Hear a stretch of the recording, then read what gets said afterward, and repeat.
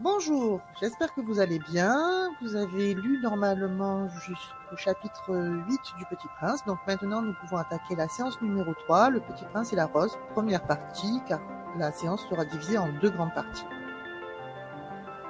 Alors, nous commençons par le grand 1, As-tu bien lu, qui permet de vérifier que vous ayez bien compris le texte sur lequel nous allons travailler.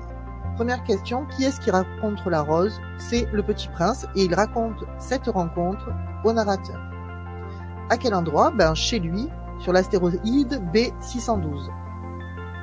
Ensuite, on vous demande qui sont les personnages du dialogue. Dans le chapitre 8, c'est le Petit Prince qui parle à sa rose et elle lui répond. Donc ce sont le prince et sa fleur.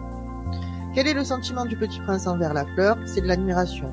On nous le dit avec admiration et c'est renforcé par que vous êtes belle avec le point d'exclamation. Enfin, on vous demande ce que pense le Petit Prince de la fleur.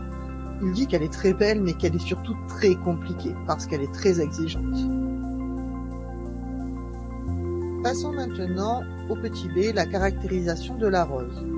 Pour cela, il fallait remplir le tableau en fonction des natures grammaticales des mots. Commençons par les qualités. En adjectif, on nous dit qu'elle est belle et qu'elle est émouvante, c'est-à-dire qu'elle déclenche de l'émotion. En nom, on a le mot tendresse. Et enfin, pour les groupes verbaux, on a embaumer et m'éclairer. Éclairer, c'est quand même la lumière de sa vie. Passons maintenant aux défauts. Il y a beaucoup plus d'adjectifs. On a tout d'abord le fait qu'elle soit coquette, on a pas trop modeste, on a compliqué, contradictoire et ombrageuse. Pour ces noms, on a vanité et ruse, ce qui montre qu'elle est quand même assez manipulatrice et très prétentieuse. On peut donc conclure qu'au premier abord, la fleur, elle paraît pas très intéressante, pas très agréable.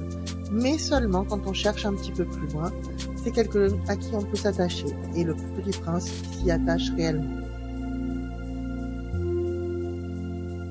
Dans la deuxième question, on vous demandait de relever des mots d'une même famille. On va faire un petit rappel. Une famille de mots regroupe tous les mots qui ont le même radical. Donc il peut être formé de différentes manières. Radical plus suffixe, plus préfixe.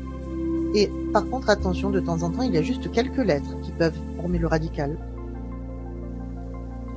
Donc, pour répondre à la question, les 4 mots de la famille de émouvant sont émouvoir, qui est un verbe à l'infinitif, ému, qui est un participe passé, émotion, qui est un nom, et émotif, qui est un adjectif. Pour la question 3, il fallait surligner d'une même couleur les 3 mots qui étaient dans la même famille que tendresse.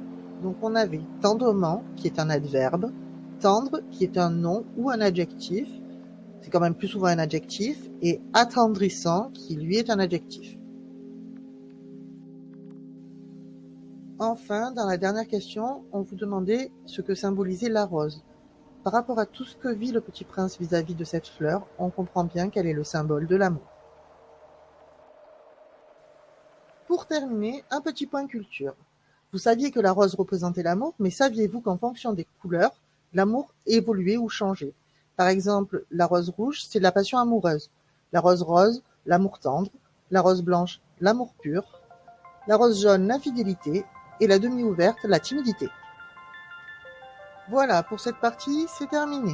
La deuxième partie, ça sera jeudi, et vous aurez la correction vendredi soir. Passez une bonne journée, prenez soin de vous, et à jeudi!